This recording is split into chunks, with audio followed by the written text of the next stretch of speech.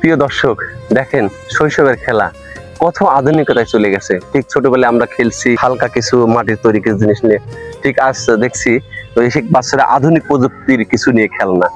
কি চমৎকার একটা বিষয়, ওদের মাথায় কিন্তু সায়েন্স কাজ করছে। দেখেন ওরা বিদেশি পদ্ধতিতে এরকম বিদ্যুৎ উৎপাদন দেখেছি, ঠিক ওরা সেরকম করে বানিয়েছে। আবার দেখেন এখান থেকে পানির স্রোত ব্রিজ সৃষ্টি করছে এবং পিচবোর্ড এবং বৈদ্যুতিক তার বানিয়েছে। এখান থেকে বিদ্যুৎ উৎপন্ন হয়ে দেখেন ফ্যান ঘুরছে।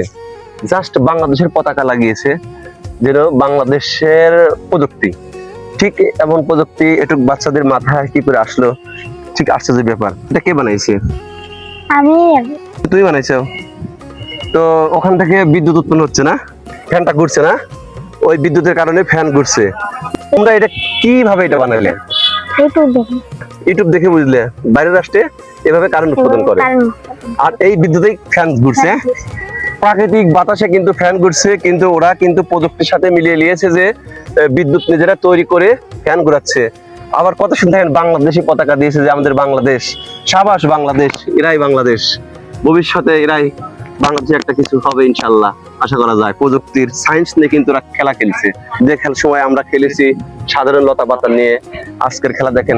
এটা কি বানাইছো? পারমাণবিক বিদ্যুৎ কেন্দ্র। মানে এটাও পারমাণবিক বিদ্যুৎ কেন্দ্র।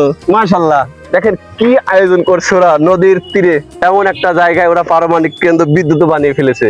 আবার প্রযুক্তির চেয়ার লেন্স থেকে বিদ্যুৎ এনে যে ফ্যান ঘুরাচ্ছে। তো তোমাদের জন্য শুভকামনা রইল, আশা করি তোমরা বড় সায়েন্স হবে। টাটা বাংলাদেশ, ভালো থাকবেন সবাই, খোদা।